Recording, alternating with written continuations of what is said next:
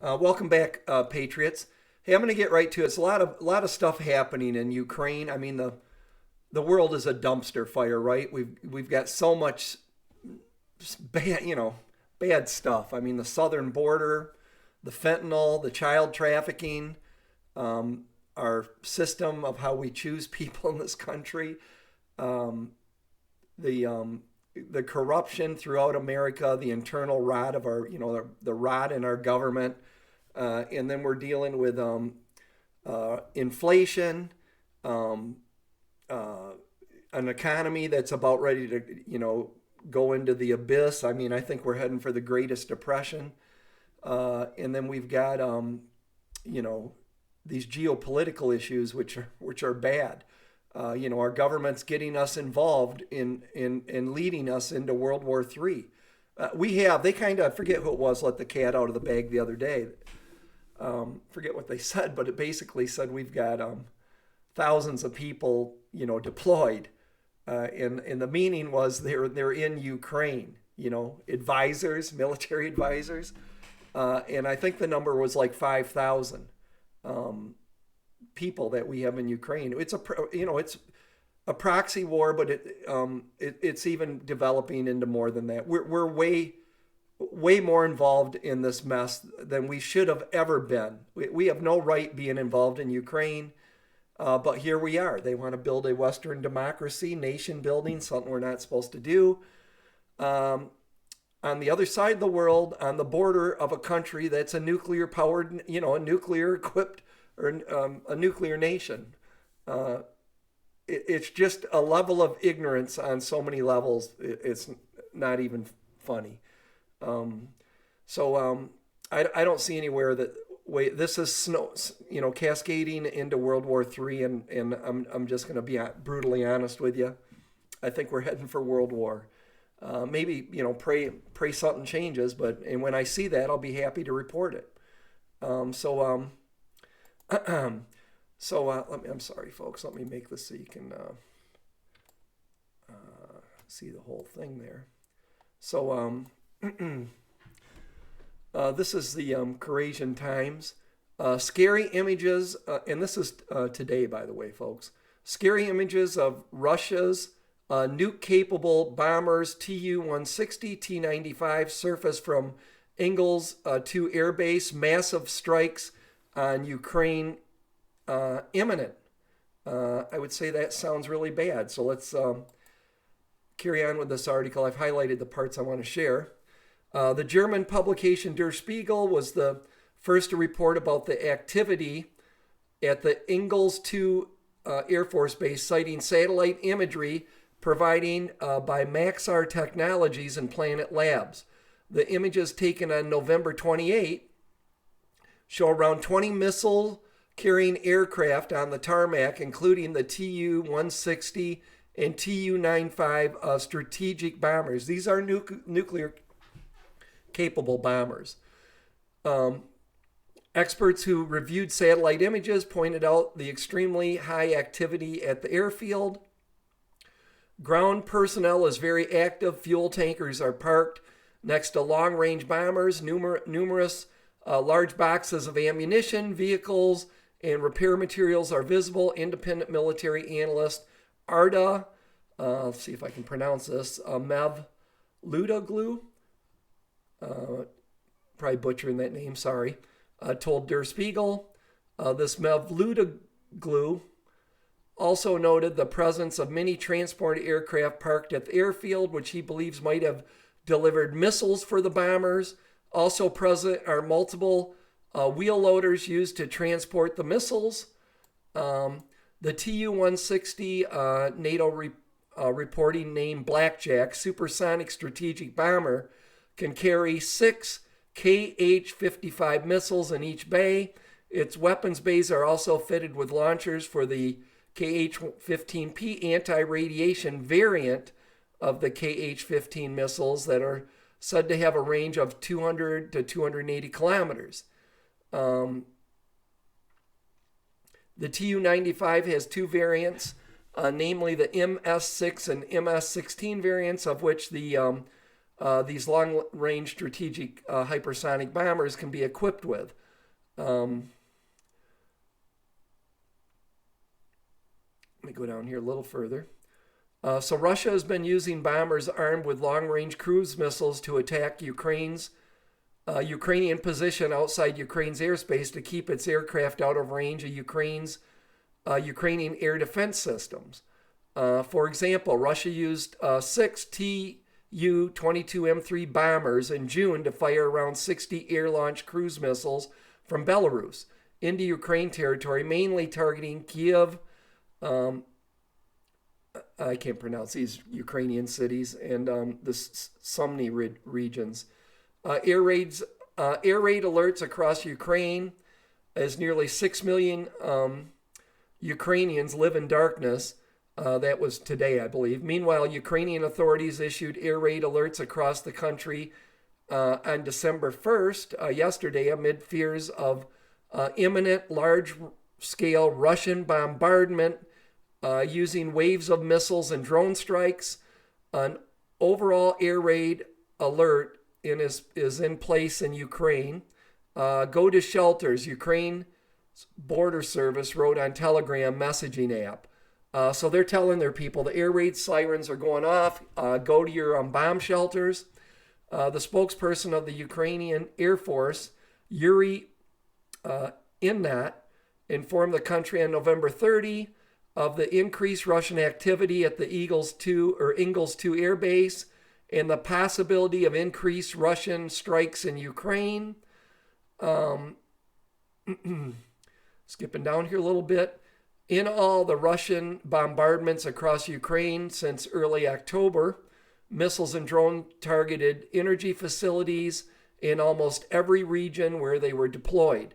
Nearly 6 million people across the majority of Ukraine's region woke up without power on the first official day of winter. Ukrainian President Vladimir Zelensky said on the night of November 30th, so a couple days ago, right? So here's where we're going to keep poking the bear in a bad way, kicking the beehive, if you will. Patriot missile systems for Ukraine, question mark. As the situation deteriorates, Kiev is urging its allies in the NATO alliance to speed up weapons deliveries and help restore its power grid. Ukraine's Foreign Minister Dmitry Kuleba appealed to his NATO counterparts to supply weapons faster during a two-day meeting of NATO foreign ministers in the Romanian capital of Bucharest. The Secretary General of NATO, Jens Stoltenberg, and the U.S. officials have suggested that discussions are ongoing to provide Ukraine with Patriot anti-air defenses. I'm going to go on out on a limb here, folks, and saying we shouldn't do this. I wouldn't do it, but that the potato head is going to do this. So, I mean, they want to start World War III. The Secretary General of NATO, Jens Stoltenberg, and his officials have suggested that discussions are ongoing to provide Ukraine with Patriot anti-air defenses. In response to Stoltenberg's statement, Deputy Chairman of Russia's Secretary Council and former President Dmitry Medvedev warned that NATO would make itself a legitimate target by supplying the Patriot missile system to Ukraine. They're not listening, though. They probably think this is an idle threat by Russia. I don't think it is. Medvedev wrote in a Telegram post, if, as NATO Secretary General Jens Stoltenberg hinted, NATO supplies Kiev fanatics with Patriot complexes along with NATO personnel, they will immediately become a legitimate target of our armed forces. I hope the Atlantic impotents understand this. The M104 Patriot is a mobile medium-range surface-to-air missile capable of engaging aircraft, ballistic missiles, and drones. It is complex and challenging to operate and is often supplied with experienced personnel. I got news for the people not paying attention. We've already got experienced personnel in Ukraine. Therefore, the U.S. and its NATO allies are hesitating to provide Ukraine with Patriots They fear Russia would try to target these missile systems. It would end up killing NATO personnel manning the Patriot units. Additionally, as explained in detail by veteran Indian Air Force fighter pilot, I can't pronounce his name, in a recent article for the Eurasian Times, for various reasons, the final engagement authority for Patriot units rests with the regional and sector air defense commander, who is usually on board a U.S. naval guided missile cruiser or on the U.S. United States Air Force AWACS aircraft. Therefore, it is possible that the U.S. commander on board the AWACS aircraft presiding over Ukrainian Patriot engagements could also be considered a legitimate target by Russia. In which case, think of that, folks, if Russia attacks one of our naval ships, because we're using that naval ship to run Patriot missile batteries. So in which case, the AWACS, if you want to call it, aircraft would be taken out using the Russian fighter-launched RVVBD air-to-air A2A missile or the S-400 system-launched 40N6E missile. And that could mark the start of World War III. So this is kind of an important date, folks, that I've been following all along. Early on when Putin invaded Ukraine, I thought that he wanted to unite Ukraine with the motherland before the 100-year anniversary of the declaration on the USSR's foundation and the date that the treaty was signed on December 30th, 1922. So this December 30th, 28 days away from now, is the 100-year anniversary of the USSR's foundation and the day the treaty was signed forming the USSR. So it's a historic date, that century mark. And I just wonder, is this where nuclear world war is going to start? I don't know, folks. I shouldn't make light of it because it's dead serious stuff we're dealing with. In just a couple headlines, Russia tells its troops, this was Thursday, November 24th, there must be 5 million of them for victory. That's if they don't use tactical nuclear weapons. Russia has 2 million troops in their armed forces, so that would mean conscripting another 3 million Russians, many of them that would need training. And then I brought up this article just I think yesterday in a video I did. This political scientist, Professor John Mersheimer, predicts the world is headed for a massive conflict between the U.S., China, and Russia. And he predicted the Ukrainian problems before anybody. And this guy's on top of his game. So we are cascading toward World War III, and it really sucks. But better to be prepared, folks. I mean, all we can do, this stuff's out of our control, right? I mean, we can educate ourselves on it, and be prepping and be ready for whatever kind of shitstorm we got to deal with. I think the one that's really going to hit us really quick here is the economy. I think we're all going to start to feel we're all feeling the pain, right? I mean, third of the middle class isn't going to be able to make their rent payment. I think that was the number. Third of small businesses are going to be not going to be able to make the payment on their rent. Food's through the roof. I mean, inflation's out of control. The government's lying to us. The inflation factor is much more than the numbers they give us. But I've been watching some financial gurus like Jim Rickards, said his name, that wrote Currency War, financial guy, and I mean they're all saying we're at the cusp of I mean really a global depression, but it's going to hit hard, and I think it's going to hit quick, and I hope everybody's preparing. three sites before I talk about one other thing I want to talk about with the Neuralink. EasyHomesteading.com. EasyHomesteading.com. Don't spell EAZY, just EasyHomesteading.com. That's my friend Dan and Melissa Short's new business. It's like a My Patriot store. They got some great deals. Go over there and see if you need some stuff there, water filtration, everything. I always have my discount code or my affiliate link for My Patriot Supply in the descriptions of the videos. And then if you want to go over to My Pillow, because during the apocalypse we might as well sleep good, right? And get the My Slippers, the Giza Dream Sheets, the Percale Sheets, the My Pillows, and they have a bunch of other stuff. Use discount code SOL 1773 and save up to 66%, maybe even more. SOL 1773 at mypillow.com. So the Neuralink thing really freaks me out, how bad that could be. Will people allow these companies to implant a chip in their head so they can just instantly make a phone call by thinking it, surf the internet by thinking it? Will people line up to do that by the thousands? I believe they will. I do. Because what they're going to see is the people that have that technology makes the rest of us look like we're really slow. I mean, almost mentally retarded. And so, you're not going to compete. It's going to get to that point. But, right now there's an air gap, right?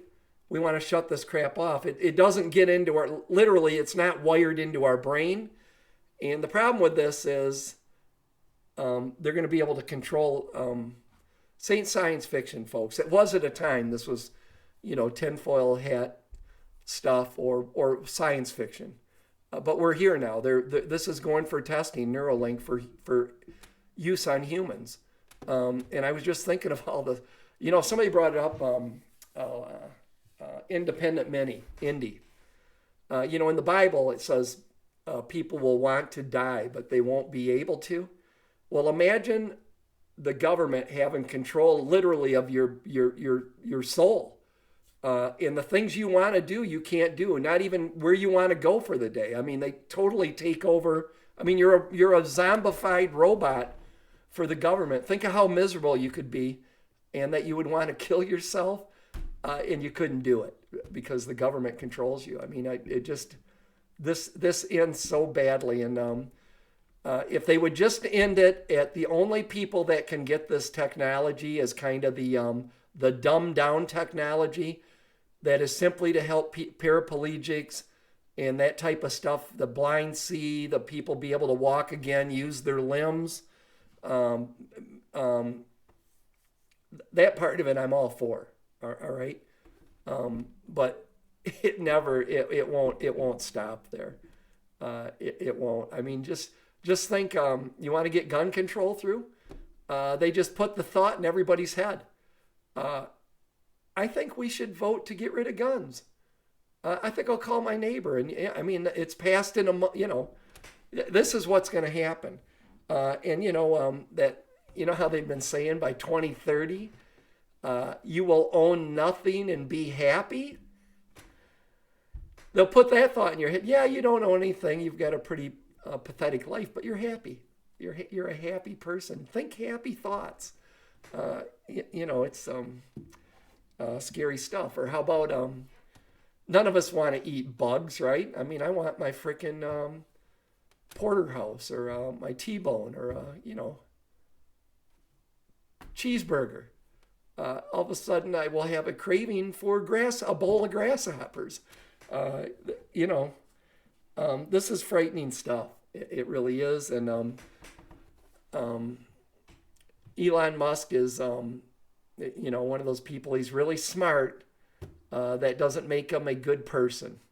I do like what he's doing with Twitter, which is the other thought I wanted to. A friend, Marta, just called me. Some of you know Marta from Texas.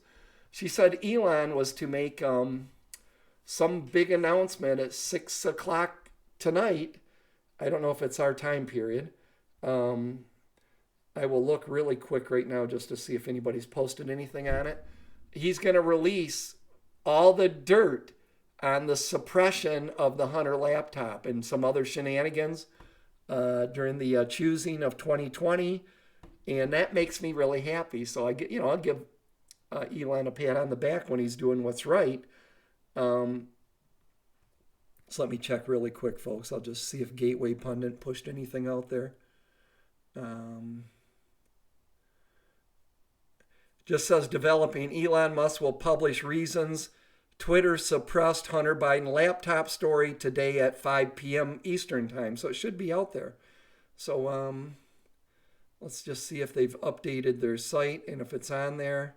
I'm not seeing anything yet on what he did. So we'll find that out as we learn about it. But Ukraine and the Taiwan thing too is not going away. I mean, that political professor said we're going into a major conflict between Russia, China, and America. That is World War III. I feel terrible for the Ukrainian people and to be honest, the Russian people. Governments make wars, people don't. People ain't the problem. It's government. And as I've had time to just reflect, to live through 2020, right, and the 2 years, all the stuff we did over the last 2 years, that taboo subject we can't talk about, and then now 2023, I just think we're living in under tyrannical rule. Everything's corrupt as hell. They're rotting our governments from top to bottom. And I think we, the people, can actually restore America. But I think before that can happen, it's got to get really bad. I mean, really bad. I mean, literally, the Democrats are going to lead us into the greatest depression. They caused it. They've destroyed energy independence and an abundance of inexpensive energy is what makes a nation thrive. And they've choked us down to nothing. And so they've overprinted our money. They're purposely destroying our currency. And we're going to go into, I believe they're leading us into the greatest depression and freaking probably World War III. And so once people feel the pain, because there's so many normies out there that they just don't pay attention. If they do watch the news, it's the Orwellian media. And if they don't, they're playing video games or watching sports. They've got a job. They're paying their bills. They think the world's right as rain. But they're starting to feel the heat. They're noticing their money doesn't go quite as far as it did. What's wrong here? But I think it's got to get really bad, unfortunately. And I believe it's going to, and it's going to quick. And then at that point, when enough Americans have woke the hell up and know what we already know, the bulk of the people that follow this channel, then we can take our country back. But we're in for a hell of a ride, folks. It's going to, we are just literally heading into the storm. And will it be the nuclear world war? Could be. Can't count it out. I mean, we're snowballing that way. I don't believe there's any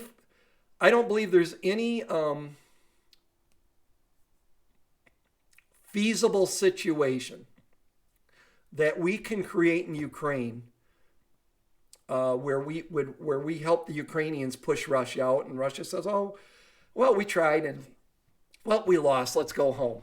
I don't believe Putin will ever do that. I believe he'll use nuclear weapons.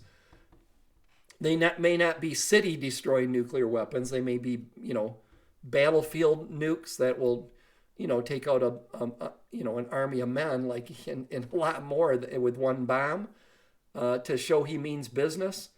Don't forget they've got their Poseidon nukes, which like 56 megatons, like 3 World War IIs, all the bombs dropped or more from beginning to end.